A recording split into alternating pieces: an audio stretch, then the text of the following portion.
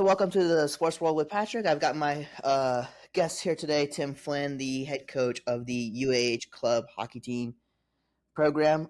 So Tim, first of all, I do want to thank you for coming to the podcast today. I do sort of have this question for you here. Sort of just give us a background to what got you into coaching and in general to the sport of hockey.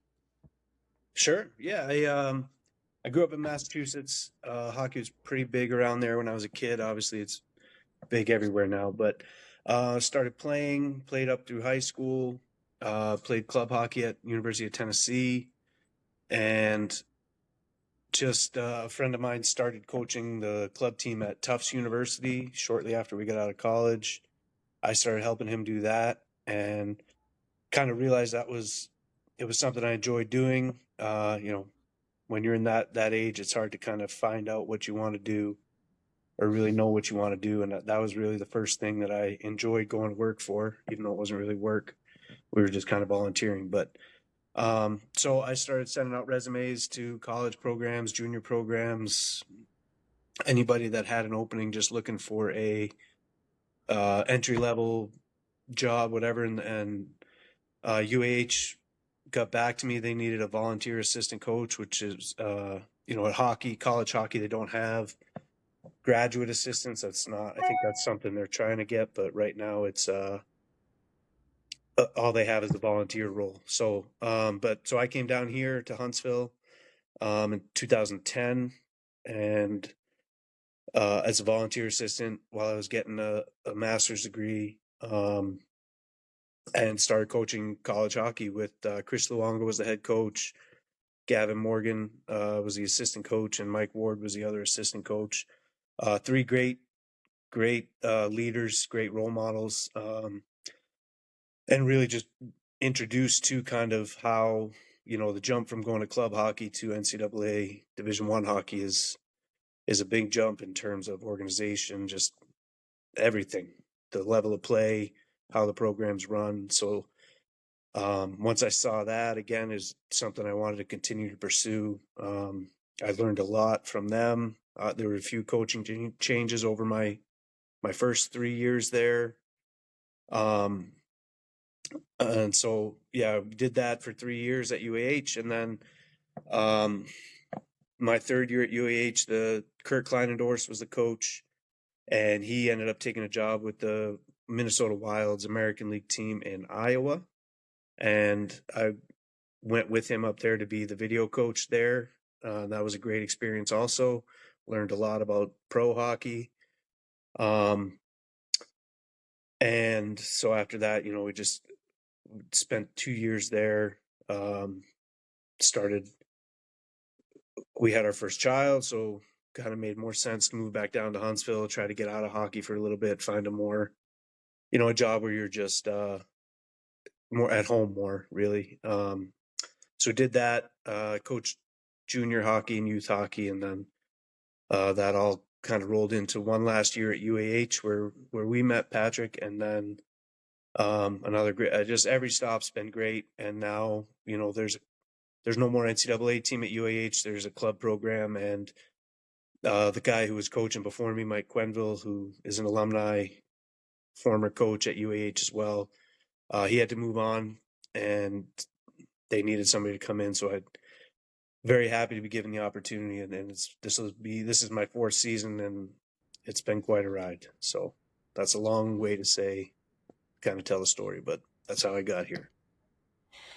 So like you mentioned, you were at UAH for a while there as a volunteer assistant coach, and then ended up going to Iowa. So I do have this one question. So because you've gotten to see all the different aspects of even in club hockey, you've had your fair share. So what is really your coaching philosophy, and how has it evolved over the years as you've learned more and more about the difference between club, NCAA, and then the AHL team? Sure. Yeah, coaching philosophy, I guess the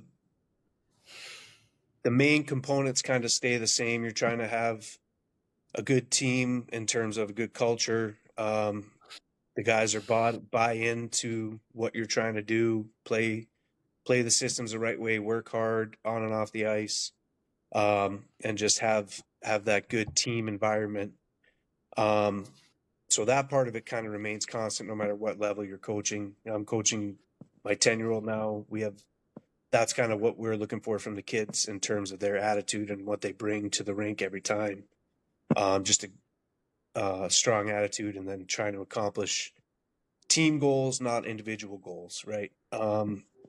In terms of on the ice, that kind of changes. Obviously, 10-year-olds are different. Club hockey players are different, even college and pro. You have kind of different on the ice philosophies.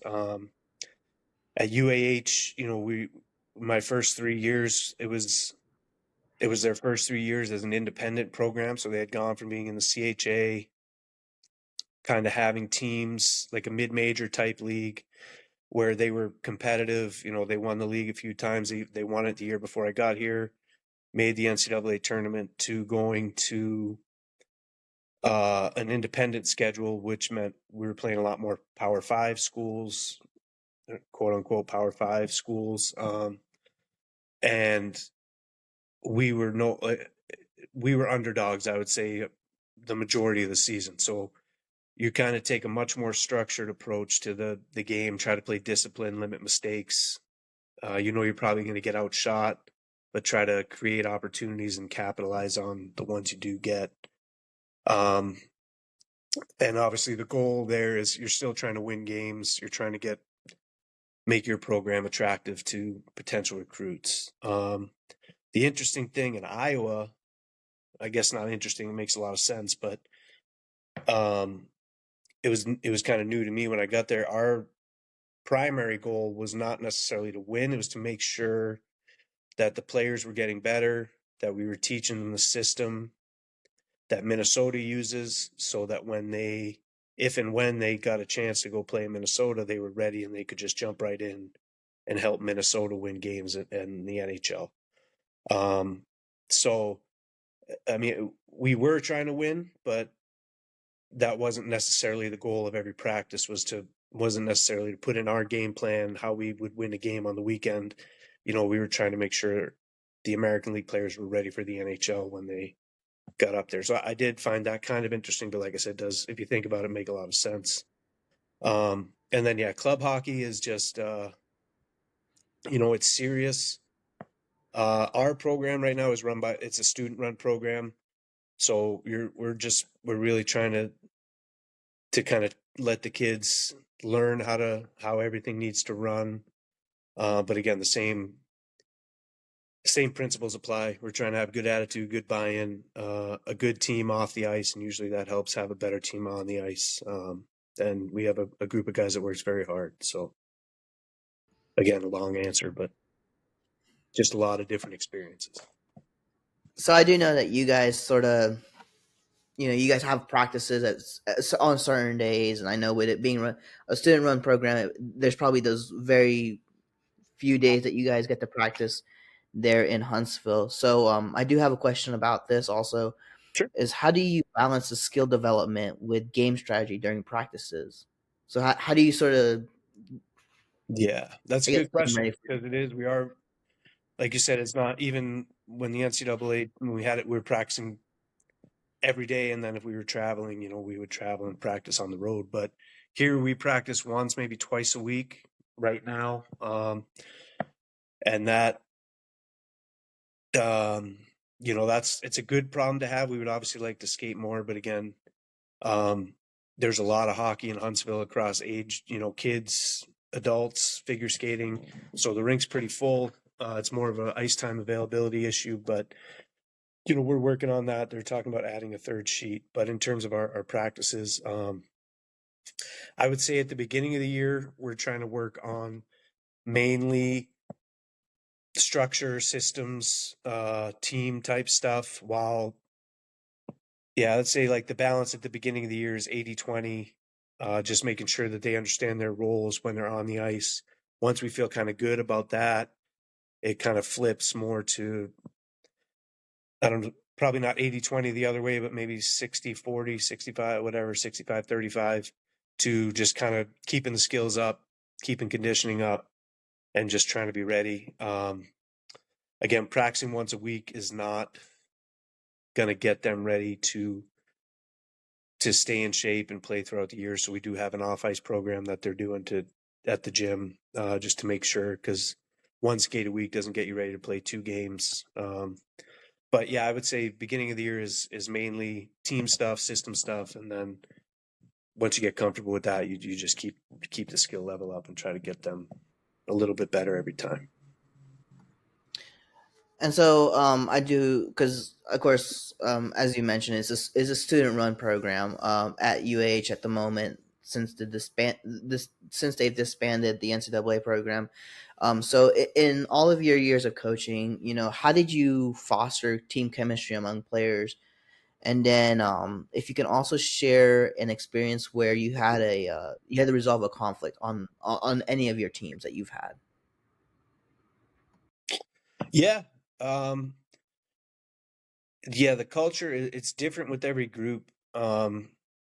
Typically, at the college, at the NCAA and the pro level, um, you're a little more hands off. You're in there. You have a leadership group and the captains, and they're usually the older players in NCAA and even in pro, the veterans. You make sure you have a good group of them and that they're bought in and they're kind of your coaches in the locker room when it comes to building that stuff. You trust them to do a lot of that. Um, NCAA wise, there's obviously rules on what you can do, but team dinners, road trips, try and do some sort of a team building thing early on in the season. I think our guys went up to Nashville and did like a big captain's practice up there. Stayed the night, um, and then came back, and then that was kind of their basically get away from Huntsville for a weekend in the preseason, get to know each other. Um, it does just depend on the group, but I think for the most part we had good groups of guys, and they got along real well. There was never an issue there. And then in pro, it's the same thing. They have a little more free time. They're not going to class, but they're also just adults. So, but yeah, you typically lean on your captains, tell them kind of what you're trying to do, and then let them kind of handle that at those levels. Club hockey's a little different. I don't want to say it's not as committed, because they are committed. It's just not. The schedule's just less than what it would be at the NCAA level. So we try to do the same things. It is a little harder, but we try to get together a little bit, do video just when we're on the road or even at home, just having fun, making sure it's not too serious until it needs to be, and just keep the attitudes up, keep everybody kind of in a good mood until it's time to go out and play. But it's not, yeah, again, even club level, I would say it's the captains and the older guys kind of run that part of it, but we're as coaches, we're always kind of aware of what's going on and they report back. So,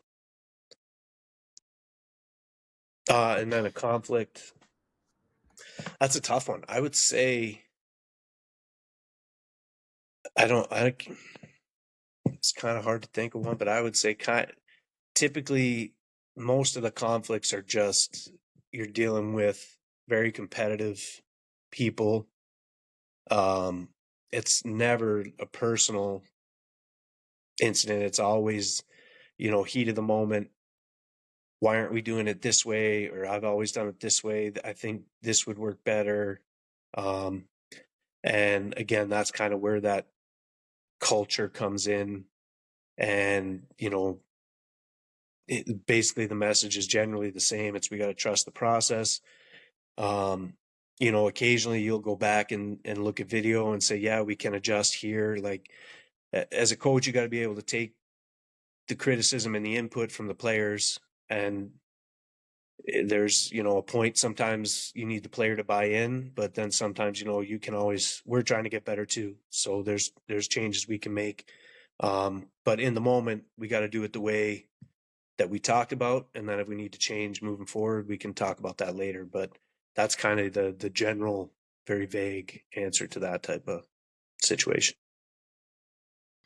And so I do want to ask you because I've asked I had another coach that I was interviewing for a minute there on or for the podcast, and so you know what what role do you think communication plays in being part of a successful team?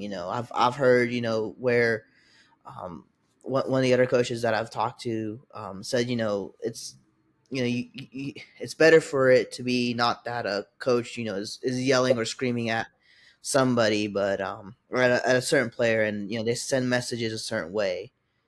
Um, so how much of that communication between coaches and players plays a huge role in a team being successful. Yeah, communication is huge. I would say the majority of communication goes on at practices and in meetings leading up to games. During the games, the communication should probably already have happened. In terms of like if a player makes a mistake, they already know what they did wrong in a game. It shouldn't be new to them when you get into the game. Um, and there's just even at the highest level or the highest level I worked at, um, everybody kind of takes criticism and messaging different.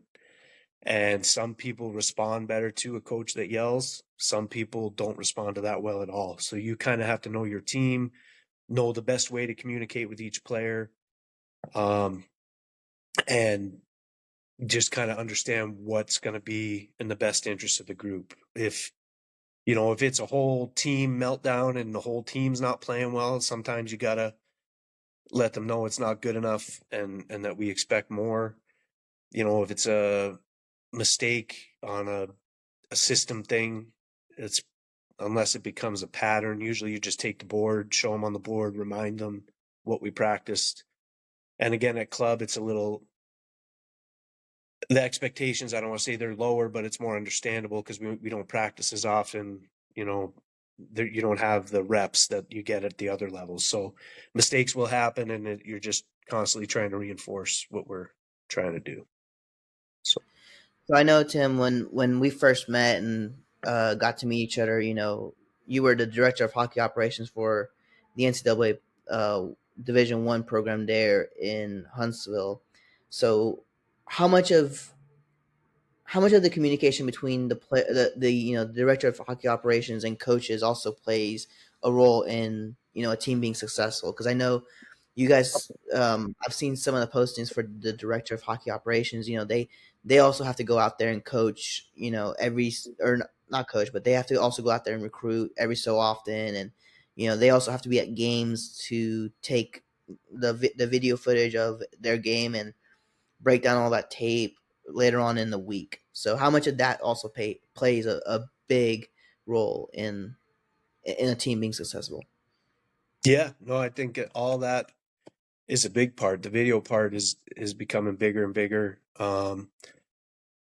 It's like you said, we're taking during the game, we're cutting up video, we'll bring it down to the locker room between periods, show certain situations, usually goals or chances against that we, just were a result of us not doing what we had talked about doing earlier in the week, areas we can improve quickly. Um, and then again, preparing for a game, a lot of that's video based too. Um, so there's constant communication within the coaching staff, hockey operations staff about usually what I'll say is there's head coach kind of has the overall game plan, and then typically the two assistant coaches, one of them has like another role, whether it's power play, penalty kill, neutral zone, um, and then usually one's on the forward side of the bench, one's on the defenseman side of the bench. So they each have their own roles in that, and they're communicating with their small group. The head coach is communicating with the larger group, and it always the hard part of that is it has to be the same message. You can't be hearing one thing from the head coach, then here's another thing from your defensive coach or power play coach. So everything's got to kind of be unified and just different ways of getting across the same message. But yeah, it's like you said, you're there cutting up video all week during the game, and that you know, the communication between the staff will be certain things they want to look for. You know, if you've played a team before, maybe you're more familiar with what they're going to do. So you want to isolate certain areas and work on that. But if it's a new team that you haven't seen as much, you probably want to get a big picture first and then narrow down from there. So it's, yeah, there's communication on all levels, and it goes, the better the communication, usually the better the team plays. Yeah, and so sort of reverting back because you have had a lot of players that you've worked with and you've developed, and so first of all, how important is the mental toughness in hockey, and how do you help players develop it? And then on top of that, how do you approach player development for all the different skill levels that you've coached, particularly? Sure. Yeah, mental toughness is, I would say, one of the more important intangible pieces. It's kind of hard to teach. The only real way to teach it is the the player, the person has to kind of go through a rough patch where some things don't go their way. Um, I don't. I know back in the old days, people are kind of getting in trouble for it now. There are some coaches, or at least stories that we've all heard, where coaches kind of tried to manufacture that and create that mental toughness just by being very hard on players. I think that trend's kind of gone the other way, which is probably a good thing for long term mental health. But uh, yeah, it's not really something you can teach other than to just be. I mean, in my opinion, at least, you can be an outlet for when the player is having that tough time, that they know they can come and um, talk to you. They can watch video. You can kind of point out, like, you, in my opinion, there's no real need to pile on when they already know they're down, right? You want to kind of show them some positive clips of things they've done well, like, hey, everybody goes through slumps, you get out of it, you're capable of playing at this level type thing, and just kind of get them back on board. Now that doesn't always mean like they're going to get everything they want if they're not playing well. If they're going through that time, there are times where you have to sit a guy out, and but it's just having, like, it goes back to that communication, making sure they understand why they're sitting out, what to do while they're sitting out. Don't just sit there and pout about it. Watch the game, watch the areas you're struggling with, use that to get better. Um, put some extra time in on the ice, like watch video, but it's not. It's hard to teach. It's just kind of more, you're more guiding through, trying to help them come out the other side as best you can. But sometimes it's really up to the player to do that, and you're just there to kind of be helpful along that way, or along that journey. Um, yeah, the skill development at each level, I guess, is just, it's very different. You kind of, well, I shouldn't say very different, but obviously youth hockey, you're working on more fundamentals. When you get into college club, there's still probably a little bit of fundamentals, um, and then there's also, a lot of these kids that play club hockey are coming from, you have a wide variety of where they've come from, and what they've learned up to that point about. So you're kind of teaching a little more concepts. Um, you're probably having to teach systems over again, because a lot of them haven't really played at a level where there's full, like, as much structure as at least I'm used to.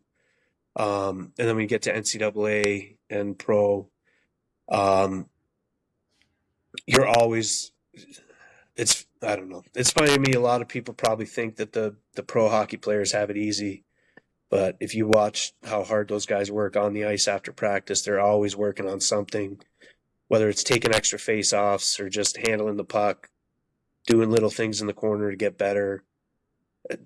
You're always working on something. The guys that stop working on their skills usually don't get to play very long. So, um, Um, yeah, oh, sorry. go ahead. No, it's fine. Um, So I do also have this. So we're sort of going to get into the game strategy and analysis of a game. So, um, when we were at UAH, we always had a pre scout Yep. spreadsheet sort of that we got used to and utilized that to give to the players. I remember that.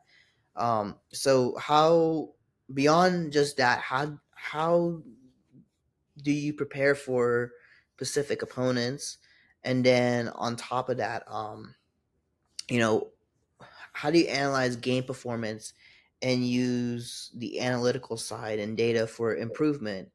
Because I know there's a lot of people who are like, well, you have to be more data centered in order to get better, or you have to be more, in game performance. Because it, I'm seeing it more and more often where everybody's like, well, the analytics speak for themselves.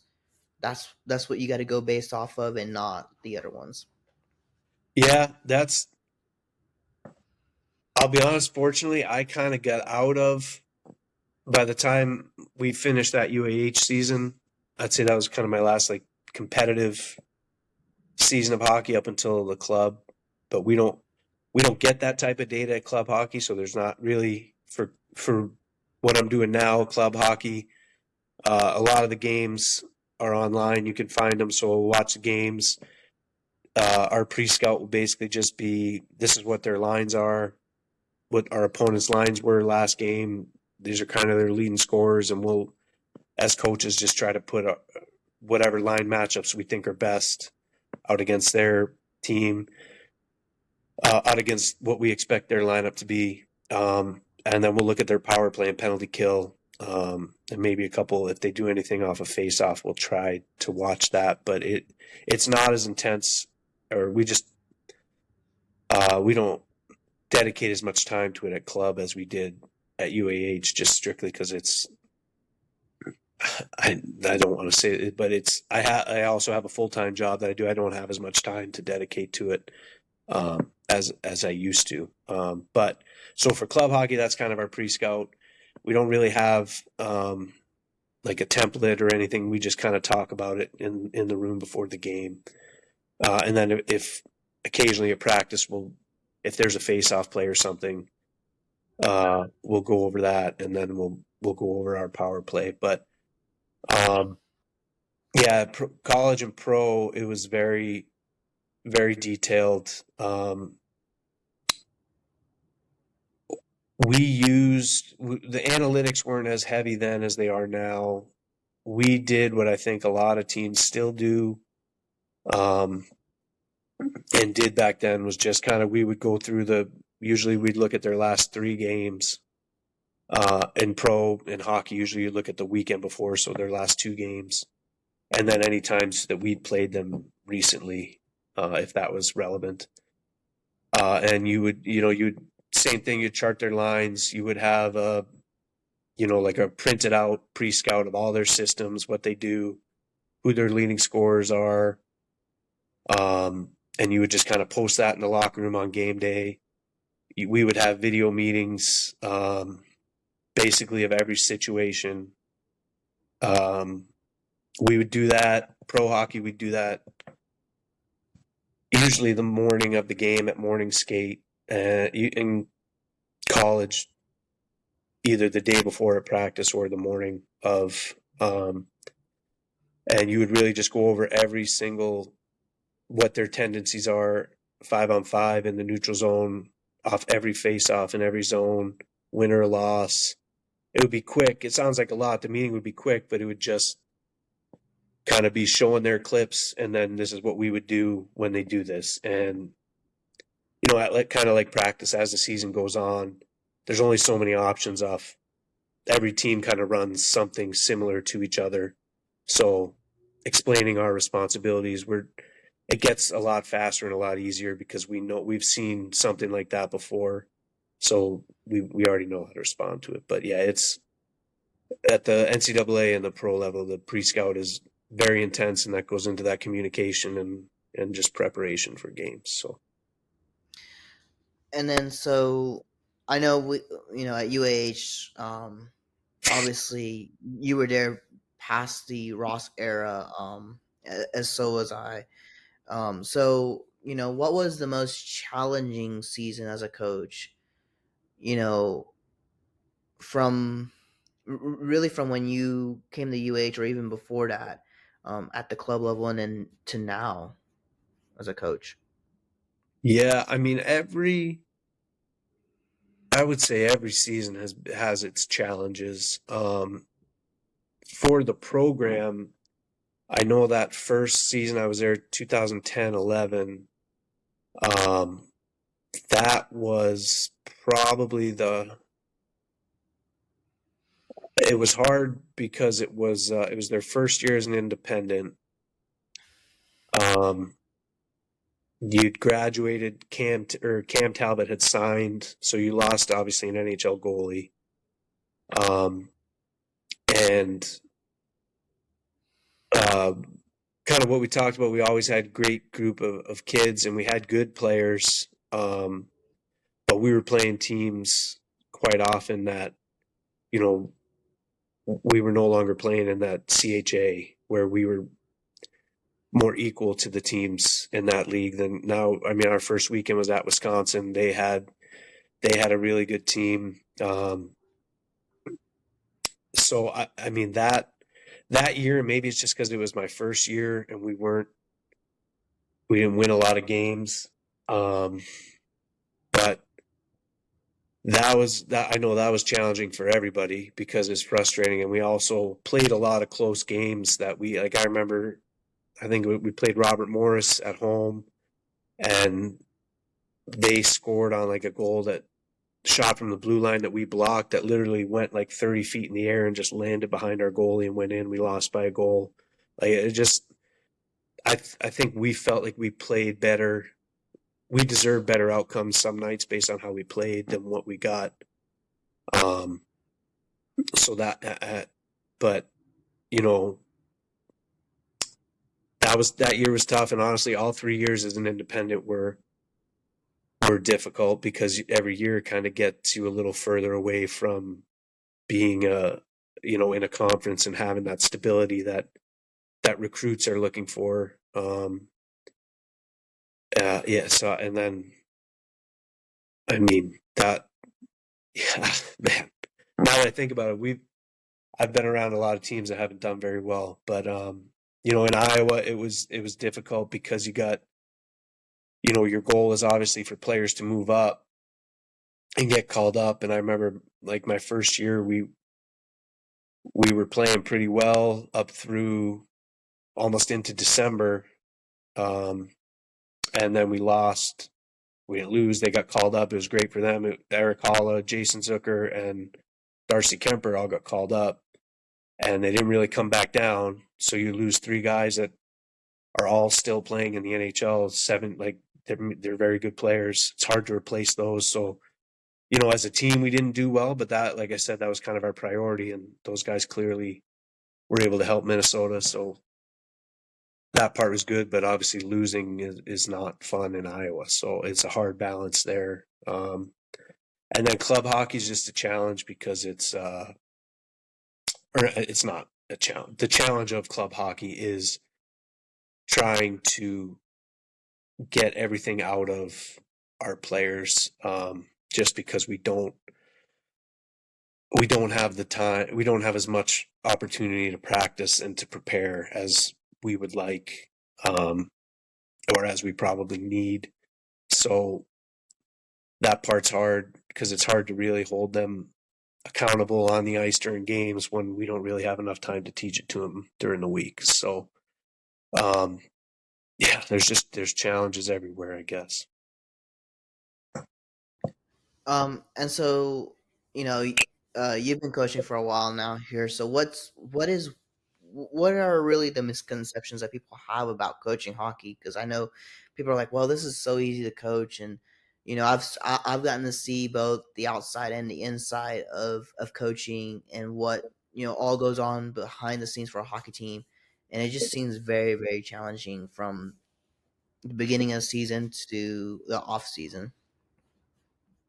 Yeah, I think that's probably the biggest one is that it's easy. It's not easy, um, and shouldn't be easy. Like the people that are coaching, and like you said, once you get to see it from the inside, you do see how much there is to it, how hard it is. Even when you have, good teams or good players, or there's always players are always trying to get better, coaches are always trying to get better. So, and it's difficult just from a schedule standpoint. And then um, yeah, like you said, the off season part. A lot of times it really isn't an off season. You're always out doing something team wise. So I would say that how easy it is, and then how like time off wise or off season wise. I guess those are probably the two biggest ones. I'm trying to think of another one. Um, but yeah, I mean, I think I also think listening, you listen to radio or podcasts or read articles on the internet, like uh, people think that there's just an answer for every problem, and sometimes it's not. You can change things, you can adjust. Sometimes you're better sticking to your guns and just playing through it. There's no, if you do X, you get Y. Like there is a lot of variables and nuance to the outcome, and um, so I guess that part, and then the like, coaches get a lot of blame for things that really like, I guess based on that there is no exact right answer, right? Like you got to get a little lucky sometimes. You got to just kind of hope that things go the right way. Even, you can, like I said, we block a shot, the puck goes 30 feet in the air and lands in the net. Like we did everything we tried to do, everything we taught the players to do, and sometimes it just doesn't. And the players did everything they were taught to do, and sometimes it just doesn't work out how you want it to. It's one of those. So Yeah. And then so now to talk about a little bit about the future of the sport. So what changes do you see coming in the future to hockey, and then definitely on the NCAA Division One side, because we did see American International College is now going to drop their Division One program and going to go to Division Two. And then do you think this new era of revenue sharing is going to change everything that we now know and make it harder for schools that have an ACHA team or I think it's an AHA is where UAH plays, I believe, at the moment. From really becoming an NCAA Division One program at this moment.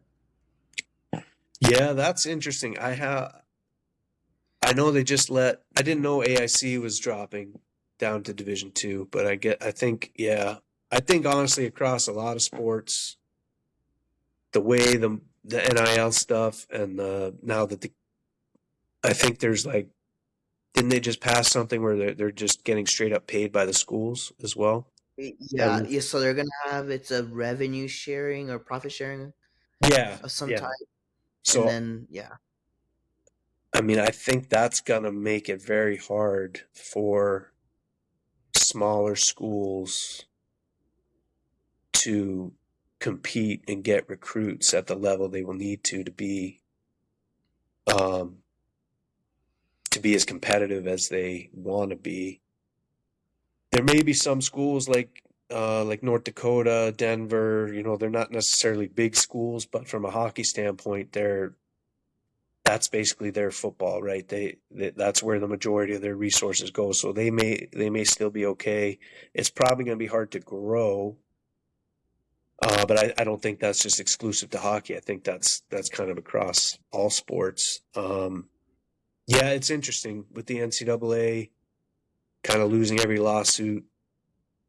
I know they just announced like the CHL players are now eligible to play NCAA, so I'm not really sure how that's going to impact the landscape of junior hockey and then how they flow down to college.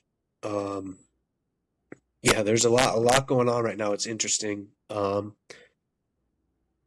that from that side of it, there's definitely a lot to be figured out, and I know that they're working through it, but I think there's going to be a lot of loopholes probably in the next year or two that schools are able to find to make work in their favor.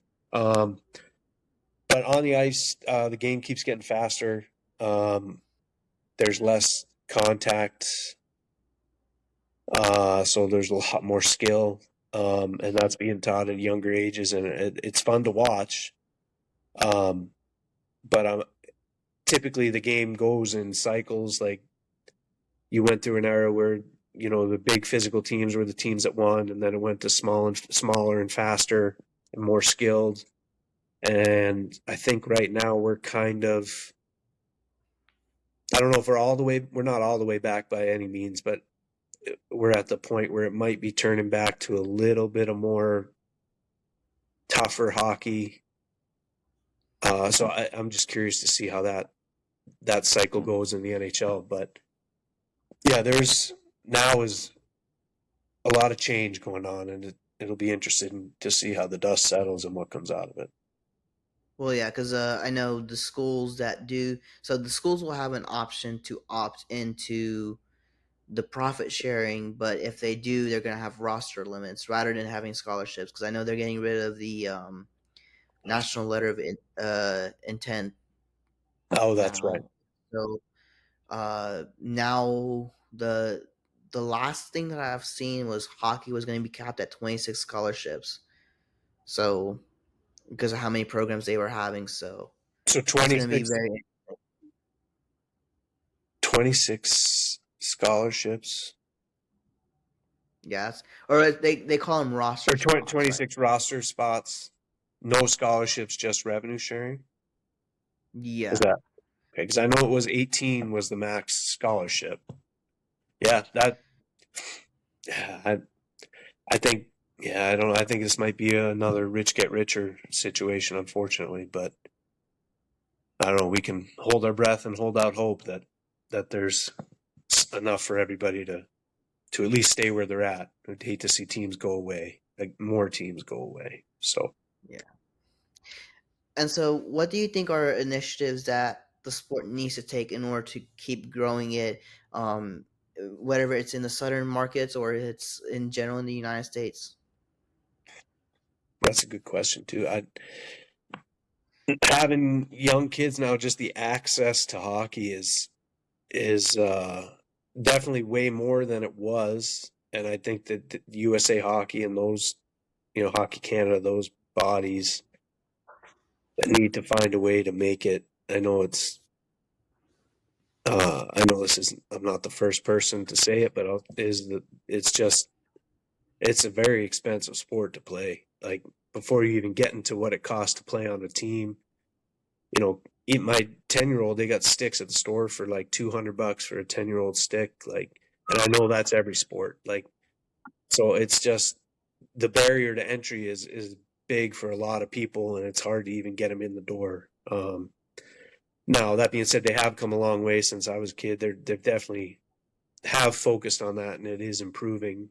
Um, but that I think that's always just going to be the hardest thing is to you know it's not like you can just go in the backyard and play wiffle ball or go down the street and shoot hoops. Like you can play street hockey, but that doesn't necessarily translate into ice hockey. You got to get to a rink, you got to have the gear, and then you got to have the time. And yeah, it's just keeping it available, trying to make it as available to as many people as possible for as little a cost as possible, at least initially to start. I think is where they have to continue to focus on. So And then, how do you think that technology is going to be impacting coaching in the future, and then player performance also at the whether it's college or at the pro level?